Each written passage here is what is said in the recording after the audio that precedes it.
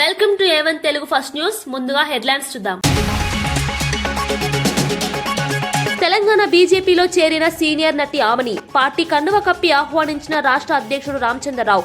మోదీ స్ఫూర్తితోనే రాజకీయాల్లోకి వచ్చానన్న ఆమని ప్రజాసేవకు అంకితం అవుతానని వ్యాఖ్య. గ్రామ పంచాయతీ ఎన్నికల ఫలితాలతో బీఆర్ఎస్ సత్తా, కాంగ్రెస్ డబ్బులు పనిచేయలేదంటూ హరీష్ రావు వ్యాఖ్యలు. ప్రజలు ఇంకా బీఆర్ఎస్ వైపేనన్న దానికి ఇవే నిదర్శనాలన్న నేత.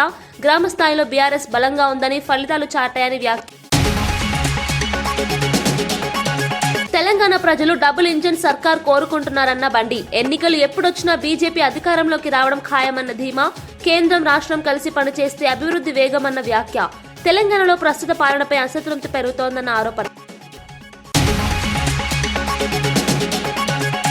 కాంగ్రెస్ ఉన్న చోట అభివృద్ధి ఉండదంటూ కేటీఆర్ ఘాటు వ్యాఖ్యలు. రైతులను ఇబ్బంది పెట్టే పాలనగా కాంగ్రెస్ పై విమర్శలు. యూరియా సరఫరాలో కాంగ్రెస్ ప్రభుత్వ వైఫల్యమన్న ఆరోపణ. మున్సిపల్ ఎన్నికలకు ఇప్పటి నుంచే సిద్ధం కావాలన్న కేటీఆర్. ఒక ఆశయం కోసం ప్రాణం పోయినా పర్వాలేదన్న పవన్ కళ్యాణ్. తప్పుదారి పట్టే వారిని తాట తీసి కూర్చోబెడతానన్న పవన్ హెచ్చరిక. వైసీపీలో కొందరిపై గౌరవం ఉందన్న డిప్యూటీ సీఎం పవన్. పాత పద్ధతులకు తిరిగితే కఠిన చర్యలంటూ పవన్ స్పష్టం. రాష్ట్ర ప్రభుత్వ పనితీరుపై మాజీ మంత్రి అమర్నాథ్ తీవ్ర విమర్శలు చేశారు. ప్రజల్లో ప్రభుత్వంపై పాజిటివ్ అవుట్పుట్ రావట్లేదని సీఎం చంద్రబాబు కలెక్టర్ల సమావేశంలో చెప్పడం నిజమేనని అన్నారు. ప్రభుత్వం నిజంగా మంచి పనులు చేసి ఉంటే ప్రజల నుంచి సహజంగానే పాజిటివ్ స్పందన వచ్చేదని చెప్పారు. కానీ 18 నెలల పాలనలో ప్రజలకు ప్రభుత్వం చేసిన మంచి ఏంటి అని ప్రశ్నించారు. ఎన్నికల సమయంలో ప్రజలకు ఇచ్చిన హామీలను కూడా ఇప్పటి వరకు నిలబెట్టుకోలేదని ఆరోపించారు. అభివృద్ధి, సంక్షేమం పేరుతో చెప్పుకున్న కార్యక్రమాలు ప్రజల జీవితాల్లో కనిపించడం లేదని అన్నారు. ధరల పెరుగుదల, ఉద్యోగ సమస్యలు, రైతుల ఇబ్బందుల వంటి అంశాలపై ప్రభుత్వం సరైన దృష్టి పెట్టలేదని చెప్పారు. ప్రైవేట్ రియల్ ఎస్టేట్ సంస్థలకి భూములు కేటాయించి దాంట్లో ఇన్ని రకాలైనటువంటి పాలసీస్ పెట్టారు. ఈ 2000 రూపాయలు పర్ స్క్వేర్ ఫుట్ ప్రభుత్వం ఇవ్వడానికి అప్పుడు మ్యాక్సిమం 2000 రూపీస్ అని, 50% ఏమో రెసిడెన్షియల్ యాక్టివిటీ మిక్స్డ్ యూసేజ్ అని చెప్తూ ఇంక ఇలాగా కపిల్ గ్రూప్కి కానీ, లేకపోతే సత్వాక్ కానీ, లేకపోతే ఇంకో కంపెనీ కానీ పవర్ ఇన్సెంటివ్స్ ఇచ్చారు. సో సహజంగా కొన్ని పాలసీలో కొన్ని మినిమం నామ్స్ అనేటువంటి, కొన్ని మినిమం ఇన్సెంటివ్స్ అనేటువంటి సహజంగా ఏ ప్రభుత్వంలో ఉన్నా ఉంటాయి, కొన్ని సహజంగా నడుస్తుంటాయి. కానీ రియల్ ఎస్టేట్ కంపెనీలకి ఇవ్వడం ఏంటి? భూమి తక్కువకి ఇచ్చి వాడు నిర్మాణం చేసుకునేటువంటి ఖర్చులో సగం కూడా ప్రభుత్వమే పెట్టుకొని పవర్ ఇన్సెంటివ్స్ ఇచ్చి, మరి ఎందుకు వాడు చేస్తుందేంటి? వాడు అతికిస్తే వచ్చినటువంటి డబ్బు లాభం మాత్రం ఆ కంపెనీ తీసుకుంటుంది, నష్టం అంతా ప్రభుత్వం భరాయిస్తూ ఉంది. భూముల కేటాయింపులో ప్రభుత్వానికి నష్టం, వాడు నిర్మాణం చేసుకునేటువంటి దాంట్లో డబ్బు ఇచ్చేటువంటి దాంట్లో ప్రభుత్వానికి నష్టం, పవర్ టారిఫ్లు తక్కువ ధరలకు ఇచ్చినటువంటి దాంట్లో ప్రభుత్వానికి నష్టం. మరి అన్ని ప్రభుత్వానికి నష్టం వచ్చినప్పుడు అసలు ఎందుకు ఇచ్చారు? కారణం ఏంటి అనేటువంటిది ప్రజలు, వ్యవస్థలు, కోర్టులు అన్ని ప్రశ్నిస్తూ ఉన్న ముఖ్యమంత్రి గారు, వారి పుత్రరత్నం మాత్రం ఎక్కడా కూడా స్పందించరు. మళ్ళీ ముఖ్యమంత్రి గారు కూర్చొని నాకు అవుట్పుట్ రావట్లేదు, ప్రజల నుంచి అవుట్పుట్ లేదు అంటాడు. ప్రజలకు ఏదన్నా చేస్తే ప్రజల నుంచి అవుట్పుట్ వస్తుంది తప్ప మీరు ఇన్పుట్ అంతా నీ కొడుక్కిచ్చుకొని అవుట్పుట్ ప్రజలను అడిగితే ఎక్కడి నుంచి వస్తుంది? గడిచినటువంటి సంవత్సరంన్నరలో సహజంగా ఎవరన్నా ప్రభుత్వంలోకి వచ్చినటువంటి కొత్తలో మొదటి సంవత్సరంన్నర 2 సంవత్సరాల్లో సహజంగా ప్రభుత్వం మీద యాంటీ ఇన్కంబెన్సీ అనేటువంటిది సహజంగా తక్కువ ఉంటుంది. ఉండదు, అసలు నాకు తెలిసి అయితే ఉండకూడదు. కానీ మొదటి 18 మాసాల్లోనే మా ప్రభుత్వం మీద ప్రజలకి విశ్వాసం లేదు, ప్రజలు మమ్మల్ని మెచ్చుకోవట్లేదు, ప్రజలు సాటిస్ఫై అవ్వట్లేదు అని చెప్పి నేరుగా ముఖ్యమంత్రి చెప్పినటువంటి సందర్భం నాకు తెలిసి భారతదేశ చరిత్రలో ఇదే మొదటిసారి. నాకు తెలిసి గతంలో కూడా 3 సార్లు చంద్రబాబు నాయుడు గారు ముఖ్యమంత్రిగా పనిచేశారు. నాకు తెలిసి అప్పుడు కూడా మొదటి 18 నెలల్లోనో 2 సంవత్సరాల్లోనో వ్యతిరేకత వచ్చినటువంటి పరిస్థితులు ఆయన ఎప్పుడు మాట్లాడలేదు. సహజంగా ప్రభుత్వం ఏర్పడినటువంటి కొత్తలో ఉండదు. కానీ మొదటి 18 మాసాల్లోనే ప్రజలు మెచ్చుకోవట్లేదు, అవుట్పుట్ రావట్లేదు అనేటువంటి మాట నేరుగా ముఖ్యమంత్రే కలెక్టర్లతో, ఎస్పీలతో ప్రజలను ఉద్దేశిస్తూ మాట్లాడుతూ ఉన్నారంటే మీ ప్రభుత్వం మీద ఉన్నటువంటి వ్యతిరేకత, మీరు తీసుకున్నటువంటి నిర్ణయాల మీద ప్రజలు ఏ రకమైనటువంటి అభిప్రాయంతో ఉన్నారనేటువంటిది అర్థమవుతా ఉంది.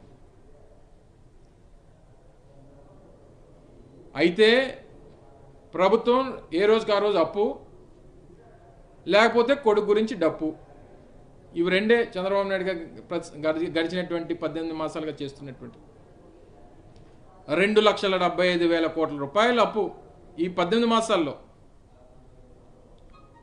రోజుకి ఆన్ యావరేజ్ అధికారంలో ఉన్న సమయంలో ప్రజల కోసం ఏమీ చేయలేని నేతలు ఇప్పుడు బెదిరింపుల భాష మాట్లాడుతున్నారని అధికార పార్టీ నేతలు తీవ్రంగా స్పందించారు.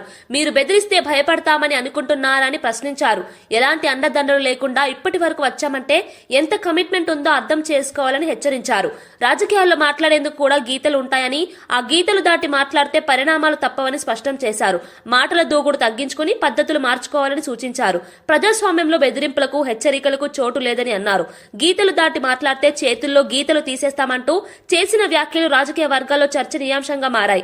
ఈ వ్యాఖ్యలతో రాజకీయ వేడి మరింత పెరిగింది. సంబరాలు జరుపుకోవడంలో ఎలాంటి అతిశక్తి లేదు. 42% రిజర్వేషన్ కోసం కాంగ్రెస్ పార్టీ రాష్ట్ర ప్రభుత్వం ఎన్నో పోరాటాలు చేసింది రాజకీయంగా. అదే విధంగా ప్రజల్లో చైతన్యం తెచ్చే విధంగా ఎన్నో పోరాటాలు చేసి ఈ రోజు 42% రిజర్వేషన్ పై సుప్రీంకోర్టు ఇచ్చిన తీర్పు నిజంగా బీసీల విజయము. అదే విధంగా బీసీలు ఇవాళ రాష్ట్రంలో ఉన్న బీసీలందరూ కూడా ఈ రోజు మరి ఈ యొక్క తీర్పును స్వాగతించడంలో ఎలాంటి అతిశక్తి లేదు. రాజకీయంగా గౌరవ ముఖ్యమంత్రి రేవంత్ రెడ్డి గారు, మా పిసిసి అధ్యక్షుడు, అదే విధంగా మా పొన్నం ప్రభాకర్ గారు మంత్రి గారు ఎన్నో రకాలుగా ఎన్నో దశల్లో చర్చించి, ఏ దేవాలయం లాంటి శాసనసభలో చర్చించి 3 చట్టాలు తెచ్చి ఒక ఆర్డినెన్స్ తీసుకొచ్చి ఇలా బీసీల పక్షపాతిగా గౌరవ ముఖ్యమంత్రి రేవంత్ రెడ్డి గారు, మా పిసిసి అధ్యక్షుడు బొమ్మ మహేష్ కుమార్ గారు ఉన్నారంటూ ఎలాంటి అతిశక్తి లేదని సందర్భంగా మనం చేస్తా ఉన్నాం. రేపు 8 తారీఖు నాడు కూడా హైకోర్టులో ఈ విషయంపై మరి సానుకూలంగా వస్తుందని ఇలా రాష్ట్ర ప్రజలందరూ, ముఖ్యంగా 52.33 బీసీ జాతులన్నీ కూడా ఎదురు చూస్తున్నాయని చెప్పడంలో ఎలాంటి అత్యాశక్తి లేదు. నేను ఈ టిఆర్ఎస్ పార్టీని, అదే విధంగా బీజేపీ పార్టీలను, బీసీ నాయకులను, అదే విధంగా రాష్ట్ర నాయకత్వాన్ని ప్రశ్నిస్తున్నా. ఇప్పటికైనా బీసీల పట్ల మీరు సానుకూలంగా వివరించండి. బీసీలు లేతే ఎవరు కూడా గెలవలేరు. ఈ రాష్ట్రంలో 56.33% ఉన్న బీసీలు అన్ని పార్టీ నాయకులను కోరుతా ఉన్నాము. రేపు 8వ తారీఖు నాడు మీరు హైకోర్టులో మాకు ప్రభుత్వానికి మద్దతు తెలుపవలసిందిగా నేను వాళ్ళని కోరుతా ఉన్నాను. ఇప్పటికే మా నోటికాడి ముద్దను లాక రాష్ట్రంపై ద్వేషంతో, యువతపై విద్వేషంతో వైసీపీ ఐటీ కంపెనీలను అడ్డుకుంటోందని శాసనమండలి చీఫ్ విప్ పంచుమర్తి అనురాధ ఆరోపించారు. అమరావతిలోని ఎన్టీఆర్ భవన్ లో నిర్వహించిన మీడియా సమావేశంలో ఆమె ఈ వ్యాఖ్యలు చేశారు. ఐటీ పెట్టుబడులు వస్తే యువతకు ఉద్యోగాలు లభిస్తాయని, రాష్ట్ర ఆర్థికాభివృద్ధి వేగవంతం అవుతుందని ఆమె అన్నారు. కానీ కావాలనే భయభ్రాంతులు సృష్టిస్తూ కంపెనీలను తరిమి కొడుతున్నారని విమర్శించారు. ఇది పూర్తిగా రాష్ట్ర ప్రయోజనాలకు విరుద్ధమని అన్నారు. రాజకీయ లాభాల కోసం యువత భవిష్యత్తుతో ఆడుకోవడం వైసీపీకి అలవాటుగా మారిందని ఆరోపించారు. ప్రభుత్వం తీసుకుంటున్న అభివృద్ధి నిర్ణయాలకు ప్రజల మద్దతు ఉందని, అడ్డంకులు సృష్టించినా వెనక్కి తగ్గబోమని స్పష్టం చేశారు. ఐటీ రంగాన్ని బలోపేతం చేయడమే ప్రభుత్వ లక్ష్యమన్నారు. ఉన్న పరిశ్రమలన్నీ, ఐటీ ఇండస్ట్రీలందరినీ కూడా వెళ్ళగొట్టడం ప్రజలందరికీ కూడా తెలుసు. అందుకే ఉత్తరాంధ్రలో ఒక్క సీటు కూడా రాకుండా వైసీపీని చిత్తుగా 2024 ఎలక్షన్స్లో ఓడించిన విషయం కూడా అందరికీ తెలిసిందే. ఇప్పుడు గెలిచిన తర్వాత ఐటీ శాఖ మంత్రులుగా నారా లోకేష్ గారు వైజాగ్ని, ముఖ్యంగా ఉత్తరాంధ్రాని ఆర్థిక రాజధానిగా తీర్చిదిద్దడం కోసం 5 లక్షల ఉద్యోగాలే కల్పనగా ఒక సంకల్పం చేసుకొని ఈరోజు పెద్ద మల్టీనేషనల్ కంపెనీస్, ఇంటర్నేషనల్ కంపెనీలు, లోకల్ కంపెనీలు, ఇలాగ అనేక రకాలుగా మరి కంపెనీలు తీసుకొచ్చి 5 లక్షల ఉద్యోగాలు కల్పన చెయ్యాలి అనే దృఢ సంకల్పంతో ఉంటే వైసీపీ విషం కక్కుతా ఉంది. ఆ కంపెనీల్ని రాకుండా చేయడానికి నానా ప్రయత్నాలు చేస్తూ ఉంది, కోర్టుకి వెళ్తూ ఉంది. టీసీఎస్ విషయంలో కోర్టుకి వెళ్తే కోర్టు అక్షంతలు కూడా వేయటం జరిగింది. అయినప్పటికీ కూడా ఏమాత్రం సిగ్గు ఎగ్గు లేకుండా, బుద్ధి లేకుండా ఈరోజు వైసీపీ మళ్ళీ విష ప్రచారం తన సోషల్ మీడియా ద్వారా, సాక్షి పేపర్ ద్వారా రాయటం పెడతా ఉంది. నాకేం అర్థం కావట్లేదు, ఏంటి వైసీపీకి ఎంతసేపు యువత గంజాయి బారిన, డ్రగ్స్ బారిన పడి తూలుతూ తూగుతూ చచ్చిపోవాలని అనుకుంటున్నారా ఏంటి? యువత నాశనం అయిపోవాలని చెప్పి అనుకుంటున్నారా ఏంటి? కబ్జాల గురించి, భూ కబ్జాల గురించి పేటెంట్ రైట్ ఉన్న మీరు, ఈరోజు పేటెంట్ రైట్గా ఎదిగిన మీరు ఈరోజు భూ కబ్జాలు ఏయో జరుగుతున్నాయని విష ప్రచారం చేస్తారేంటి? ఆనాడు విజయసాయిరెడ్డి గారు, వైవి సుబ్బారెడ్డి గారు వైజాగ్ని జగన్మోహన్ రెడ్డి గారు రాసిచ్చిన విషయం అందరికీ తెలీదా?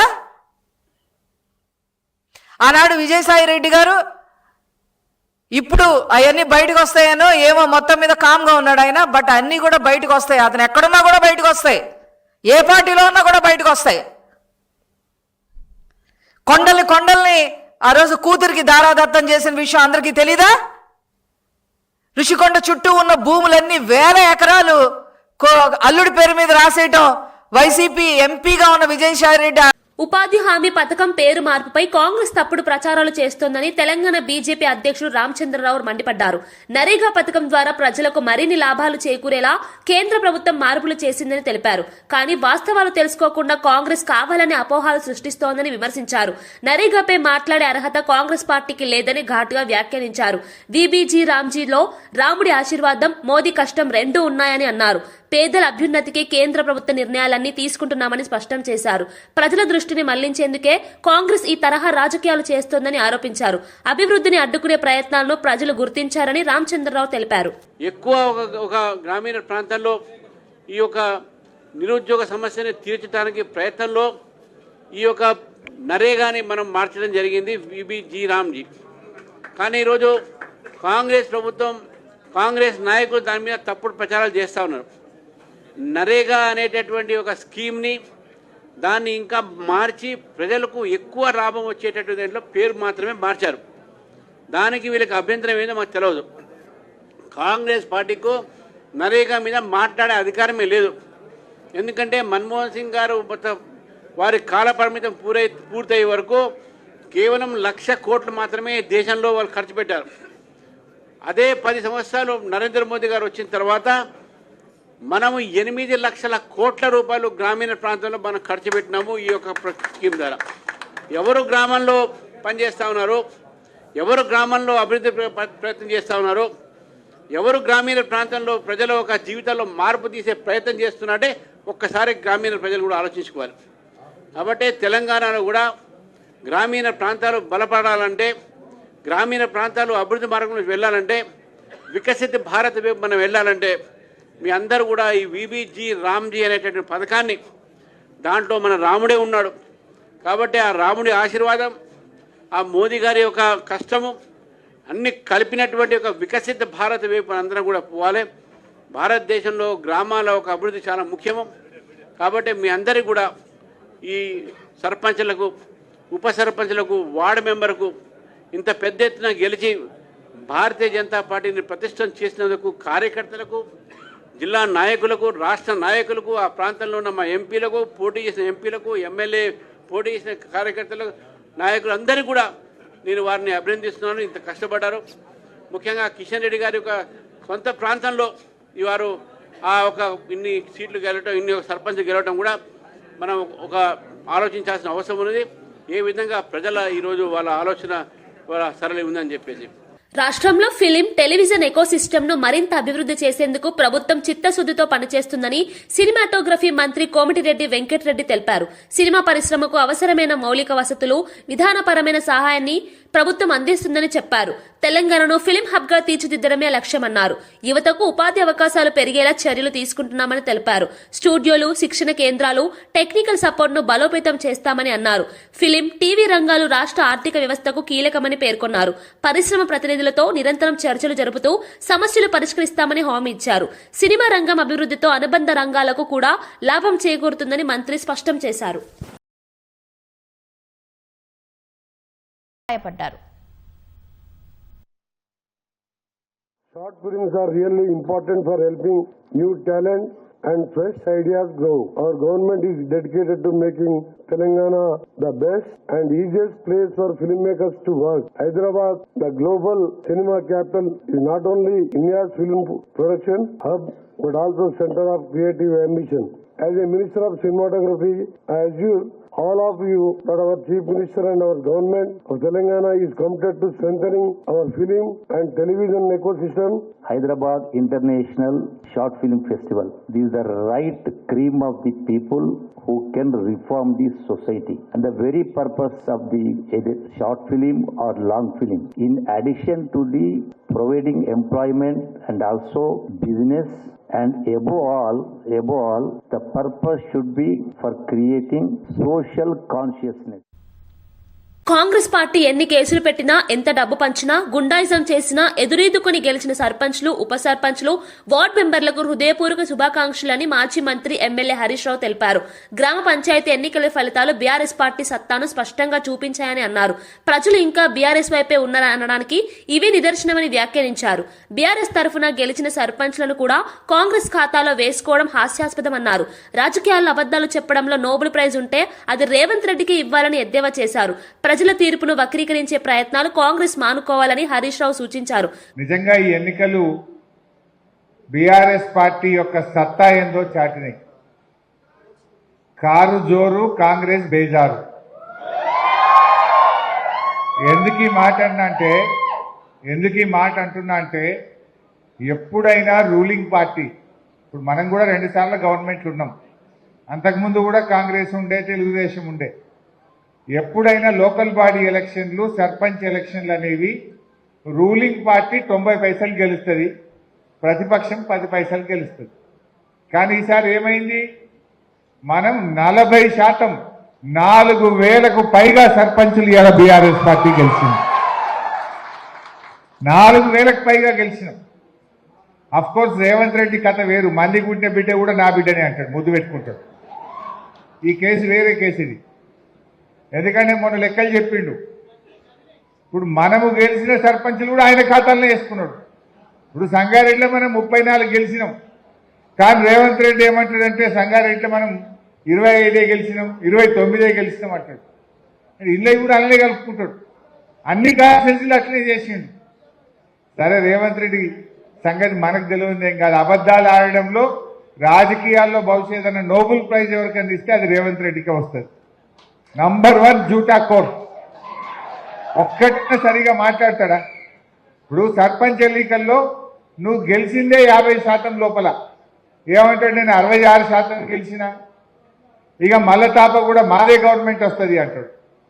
నువ్వు 66% సర్పంచులు గెలిస్తే మళ్ళా గవర్నమెంట్ వచ్చేది ఉంటే, పోయిన తాప మరి బీఆర్ఎస్ పార్టీ 90% సర్పంచులు గెలిచింది, మరి మా గవర్నమెంట్ రాలే కదా. అంటే మనము 90% గెలిస్తే మనకు 39 మంది ఎమ్మెల్యేలు గెలిచిండ్రు. 66% గెలిచిన రేవంత్ రెడ్డికి ఎన్ని వస్తాయి? 10, 12 వస్తాయి. 10, 12 ఎమ్మెల్యేలు వస్తాయి. గవర్నమెంట్ బీఆర్ఎస్ వస్తుంది పక్క. నువ్వు చెప్పిన సూత్రమే నీకు చెప్తున్నా, అంతే కదా.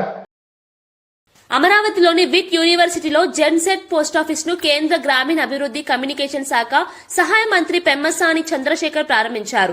యువతకు ఆధునిక పోస్టల్ సేవలను మరింత చేరువ చేయడమే లక్ష్యంగా ఈ పోస్టాఫీస్ ను ఏర్పాటు చేసినట్లు తెలిపారు. డిజిటల్ యుగానికి అనుగుణంగా పోస్టల్ శాఖను ఆధునీకరిస్తున్నామని అన్నారు. విద్యార్థులు, యువతకు అవసరమైన సేవలను ఒకే చోట అందించాలన్నదే ఉద్దేశమన్నారు. గ్రామీణ ప్రాంతాల్లో కూడా ఆధునిక కమ్యూనికేషన్ సేవలు విస్తరించేందుకు కేంద్ర ప్రభుత్వం కృషి చేస్తోందని చెప్పారు. జెన్సెట్ అవసరాలను దృష్టిలో ఉంచుకుని పోస్టల్ సేవల్లో కొత్త మార్పులు తీసుకొస్తున్నామని వివరించారు. ఈ కార్యక్రమం ద్వారా యువతలో పోస్టల్ వ్యవస్థపై అవగాహన పెరుగుతుందని ఆయన అభిప్రాయపడ్డారు. విట్ యూనివర్సిటీ యాజమాన్యం ఈ కార్యక్రమాన్ని స్వాగతించింది. మేము చిన్నప్పుడు ఉన్నప్పుడు ఓన్లీ లెటర్స్ మాత్రమే వచ్చాయి పోస్ట్ ఆఫీసెస్. ఇప్పుడు ఈ రోజున ఎంటైర్ ఈ కామర్స్ ఇండస్ట్రీ అంతా కూడా పార్సిల్ సర్వీసెస్ అన్ని నెక్స్ట్ లెవెల్ డెలివరీ ఇవన్నీ ఎక్స్పెక్ట్ చేస్తూ ఉన్నారు. అదేవిధంగా పోస్ట్ ఆఫీసెస్ని 4,50,000 మంది ఎంప్లాయీస్ ఉన్నారు. 4.5 lakhs ఉన్నారు. Largest employing public sector unit after defence and railways. We are 3rd largest. So there is a postman in every village. ఈ ఉన్న నెట్వర్క్ని ఉపయోగించుకొని పోస్ట్ ఆఫీసెస్ సర్వీసెస్ని ఏ విధంగా మ్యాక్సిమం ఉపయోగించుకోగలం అనే దాని మీద ఈరోజు పోస్టల్ డిపార్ట్మెంట్ కూడా మ్యాక్సిమం వర్క్ చేస్తూ ఉంది. ఫస్ట్ టైము 5,000 crores ఇన్వెస్ట్ చేసి most sophisticated modern IT technology deploy చేసాం. Now first time we're able to see exactly what is happening in every post office, what each employee is doing, how many delivery parcels they are getting, how many they are delivering, in what time they are delivering. So the entire visibility has come into the post offices.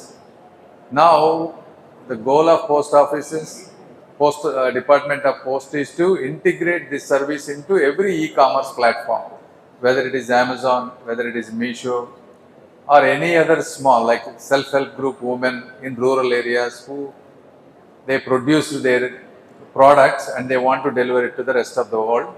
So the post office will be integrated with an API. So these are all the things that we are planning to do in postal services to generate revenue and also to serve the country. Because anytime you have these private third-party players, though they will do good job, they take 20%, 30%, 40% cut. So the original producer again will lose and the middle people will benefit it. So how can we reduce that middleman cut is what we are trying to do.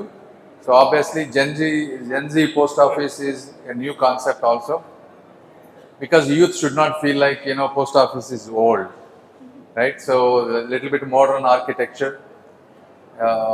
you know, free Wi-Fi. And at the same time, there is some cultural story so that you don't forget the tradition of India while embracing the modern India. So that is the idea. I think in Andhra we opened 3, right? We're working on 3. Throughout the India around close to 50, 47 or 50. And if this concept becomes successful, you know, we will try to open more into the universities. And I also wanted to thank Andhra Postal Department. They are doing a wonderful job. Last year we were the number 1 in India. So hopefully again this year also we will be number 1 in India. But all these Gen Z people, I want you to guys. Telangana ప్రజలు కూడా double engine సర్కార్ కోరుకుంటున్నారని కేంద్ర మంత్రి బండి సంజయ్ అన్నారు. ఏపీలో జరుగుతున్న అభివృద్ధిని చూసి మేము పొరపాటు చేశామన్న భావనలో తెలంగాణ ప్రజలు ఉన్నారని తెలిపారు. ఎప్పుడెప్పుడు ఎన్నికలు వస్తాయని ప్రజలు ఆసక్తిగా ఎదురు చూస్తున్నారని చెప్పారు. ఎన్నికలు ఎప్పుడొచ్చినా బీజేపీ సొంతంగా ప్రభుత్వం ఏర్పాటు చేస్తుందని ధీమా వ్యక్తం చేశారు. కేంద్రం రాష్ట్రం కలిసి పనిచేస్తే అభివృద్ధి వేగంగా జరుగుతుందని అన్నారు. తెలంగాణలో ప్రస్తుత పాలనపై ప్రజల్లో అసంతృప్తి పెరుగుతోందని వ్యాఖ్యానించారు. బీజేపీ మాత్రమే రాష్ట్రాన్ని అభివృద్ధి పథంలో నడిపించగలదని స్పష్టం చేశారు. ప్రజల మద్దతుతో అధికారంలోకి రావడం ఖాయమని బండి సంజయ్ విశ్వాసం వ్యక్తం చేశారు. ప్రజలు సంతోషంగా ఉన్నారు. ఇచ్చిన హామీలు నెరవేరుస్తున్నాము, అభివృద్ధికి సహకరిస్తున్నాము. దాన్ని ఏం అనుమానం ఉన్నోళ్ళు అప్పుడు హాస్పిటల్ పోయి ట్రీట్మెంట్ చేసుకుంటే చాలా బెస్ట్. కళ్ళు వినడం కళ్ళు హాస్పిటల్ ట్రీట్మెంట్ చేసుకుంటే బెస్ట్ అని అనుమానం ఉన్నోళ్ళు. తెలంగాణలో దరిద్ర పాలన, ఒక అవినీతి పాలన. వాళ్ళ రాష్ట్ర ముఖ్యమంత్రి ఒక్క పైసా లేదు, నా తల నరికిన పైసా లేదు అంటున్నారు. కాబట్టి ఇవాళ తెలంగాణ ప్రజలు కూడా ఆంధ్రప్రదేశ్ లాగానే డబుల్ ఇంజన్ సర్కార్ రావాలని కోరుకుంటున్నారు. ఆంధ్రప్రదేశ్లో జరుగుతున్న అభివృద్ధి విషయంలో చూసిన తర్వాత మేము పొరపాటు చేసినాము, ఇటు వేయాల్సిన ఓటు అటు వేసినాము. కాబట్టి ఈ పొరపాటు మళ్ళీ జరగొద్దు అని చెప్పి ఎప్పుడు ఎన్నికలు వస్తాయరా అని చూస్తున్నారు. ఇప్పుడు ఎన్నికలు వచ్చినా కూడా భారతీయ జనతా పార్టీ ప్రభుత్వం స్వతహాగా తెలంగాణ రాష్ట్రంలో ఏర్పడబోతుంది. డబుల్ ఇంజన్ సర్కార్ వస్తుంది. తెలంగాణ రాష్ట్రాన్ని అభివృద్ధి పక్క చేసుకుంటాం.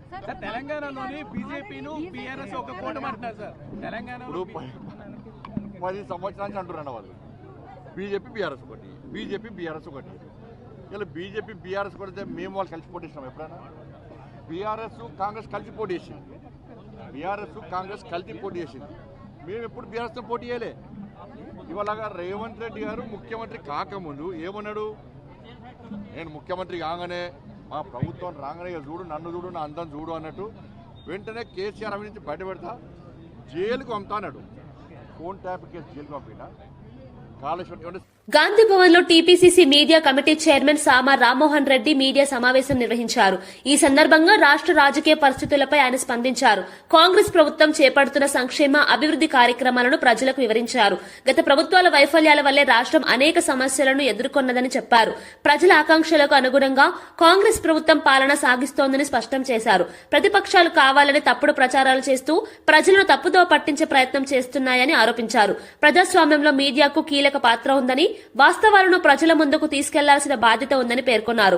కాంగ్రెస్ పార్టీ ప్రజల పక్షాన నిలబడుతుందని, ఇచ్చిన హామీలను దశలవారీగా అమలు చేస్తుందని తెలిపారు. రాష్ట్ర అభివృద్ధి లక్ష్యంగా ప్రభుత్వం ముందుకు సాగుతుందని సామ రామ్మోహన్ రెడ్డి వెల్లడించారు. అందరూ ఇచ్చేటటువంటిది సామర్థ్యం కేంద్రం మనకి ఇచ్చింది 12 రోజులు మాత్రమే. ఇక ఇప్పుడు కొత్త చట్టంలోకి వస్తా. నేను పాత చట్టం 100 రోజులు చెప్పిన 125 రోజుల గిట ఇదే 53 లక్షల మంది గిట బయలుదేరితే ఒక్కొక్కరికి 9.8 అంటే 10 రోజులు కూడా గట్టిగా వచ్చేటటువంటి పరిస్థితి లేదు. మైదానంలో కేంద్రం ఎంత బడ్జెట్ కేటాయించింది, ఎన్ని పని దినాలు రాష్ట్రాలకు ఇచ్చింది అనే దాని మీదకించే కూలి ఇచ్చుడు ఉంటుంది. అటువంటిది నువ్వు పైసలు ఇచ్చిందే లేదు, పని దినాలు కేటాయించిందే లేనప్పుడు చట్టాలలో నువ్వు 125 రాస్తేంది, 1200 రాస్తేంది. నరేంద్ర మోడీ వచ్చినప్పటి నుంచి ఇప్పటి వరకు కూడా కనీసము 50% కూడా ఆ యొక్క పని దినాలను దాటినటువంటి చరిత్రనే లేదు. ఇది నేను చెప్పేటటువంటి స్వీయ కవిత్వాలు కాదు, పార్లమెంట్లో వేసినటువంటి ప్రశ్నలకు అధికారికంగా వాళ్ళు ఇచ్చినటువంటి జవాబులు. ఈ పని చేసుకునేటటువంటి వాళ్ళలో కూడా అత్యధికులు ఎవరు తెలుసా? బీసీలు, ఎస్సీలు, ఎస్టీలు. మళ్ళీ ఇంట్లో అత్యధికులు ఎవరు తెలుసా? మన ఆడబిడ్డ. కాంగ్రెస్ ప్రభుత్వం ఎక్కడ అధికారంలో ఉంటే అక్కడ అభివృద్ది ఉండదని బీఆర్ఎస్ కార్యనిర్వాహక అధ్యక్షుడు కేటీఆర్ వ్యాఖ్యానించారు. మరో 2 ఏళ్లు తెలంగాణ ప్రజలకు కష్టాలు తప్పవని ఆయన అన్నారు. నూతనంగా ఎన్నికైన సర్పంచ్లను తెలంగాణ భవన్ లో సన్మానించిన సందర్భంగా ఆయన మాట్లాడారు.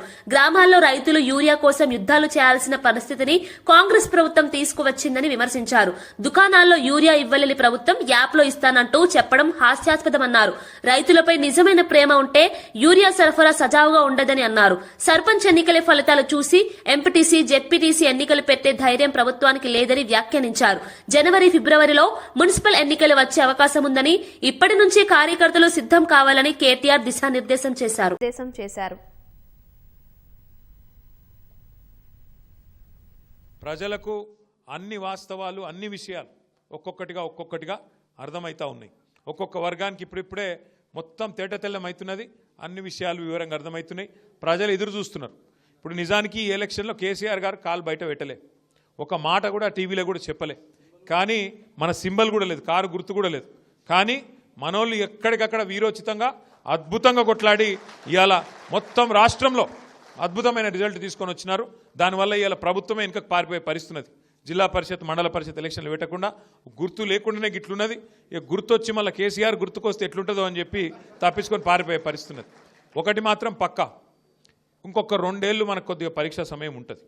2 ఏళ్ళు వాడొకటి వీడొకటి కాంగ్రెస్ వాడు మనల్ని అవమానిస్తే అవసరమైతే 1 నిమిషం తలకాయ కిందికేసుకోవాలి, 4 అడుగులు వెనుకకేయాలి. ఎందుకంటే ఎక్కడ నెగ్గాలనో తెలవాలి, ఎక్కడ తగ్గాలనో కూడా మనకు తెలవాలి. తెలిస్తేనే రేపటి రోజున 4 అడుగులు ముందుకేసేందుకు అవకాశం ఉంటుంది. కాబట్టి అధైర్య పడకండి. రేపు మళ్ళీ మున్సిపల్ ఎలక్షన్లు తొందరలో రాబోతూ ఉన్నాయి. పల్లెల్లో వచ్చే ఎలక్షనే నాది, నేను సర్పంచ్ అయినా నా పని నాకు ఉంది అనుకుంటే కాదు. పార్టీని కాపాడుకోవాలి. అందరం బాగుంటేనే పార్టీ బాగుంటుంది. రాష్ట్ర రాజకీయాల్లో సంచలన వ్యాఖ్యలు చేశారు డిప్యూటీ సీఎం పవన్ కళ్యాణ్. ఒక్క ఆశయం కోసం తన ప్రాణం పోయినా పర్వాలేదని, కానీ ఆ మార్గంలో అడ్డొచ్చే వారిని వదిలిపెట్టబోమని స్పష్టం చేశారు. రాజకీయాల్లో నిజాయితీ, విలువలు ముఖ్యమని చెబుతూ అవి దెబ్బతీసే ప్రయత్నాలు జరిగితే సహించబోమన్నారు. వైసీపీలో కొందరు నేతలంటే తనకు గౌరవం ఉందని చెప్పారు. అయితే కొందరు నేతలు మళ్లీ పాత పద్ధతుల్లోకి వెళ్తున్నారని తీవ్ర అసంతృప్తి వ్యక్తం చేశారు. అలాంటి వారిని రాజకీయంగా తాట తీసి కూర్చోబెడతానని హెచ్చరించారు. ప్రజల నమ్మకాన్ని దెబ్బతీసే రాజకీయాలు ఇక సాగవని అన్నారు. అడగండి, మీ నాన్నగారిని అడగండి, వాళ్ళు చెప్తారు. ఇప్పుడు ఊహించున్నాం. 2018లో నేను భీమవరం వెళ్ళి 2000 వరుసగా తిరుగుతున్నప్పుడు భీమవరంకి వెళ్తే మన నాయకర్ గారే ఉన్నారు. వెళ్ళి ఆయన ఎక్కడో కూర్చోబెడితే నీళ్ళు ఇస్తే పసుపు పచ్చకున్నాయి బాత్రూంలో. అవి వడకట్టుకొని తాగాలంట. నా తల తిరిగిపోయింది. నాకు ఏమైపోయినాయి అంటే భూగర్భ జలాలు కలుషితం అయిపోయినాయి. ఒకవైపు నిండు నది గోదావరమ్మ పారడం ఏంటి, ఆర్థర్ కాటన్ కట్టిన బ్రిడ్జిలు ఉండి అన్నీ ఉండి ఈ ఆక్వా పొల్యూషన్కి మొత్తం భూగర్భ జలాలు కలుషితం అయిపోయినాయి అంటే నవ్వాలా ఏడవాలా నాకు అర్థం కాల. అదే మీరు చూడండి, ఈ రోజున దాదాపు 3,000 కోట్లు 3,500 కోట్ల రూపాయలతోటి దాదాపు 7,900 తోటి మనం ఈ ప్రారంభిస్తున్నది. నిజంగా మనకి నీళ్లు కలుషితం కాకుండా ఉండుంటే ఎన్నిటికి ఉపయోగించేవాళ్ళో మీకు తెలియదు. మీ పిల్లల భవిష్యత్తుకి, మీ కాలేజీలకి, మీకు ఏదైనా స్కిల్ డెవలప్మెంట్ కానీ. ఇవి ఈనాటి వార్తా విశేషాలు. మరో బులెటిన్లో మళ్ళీ కలుద్దాం. నమస్కారం.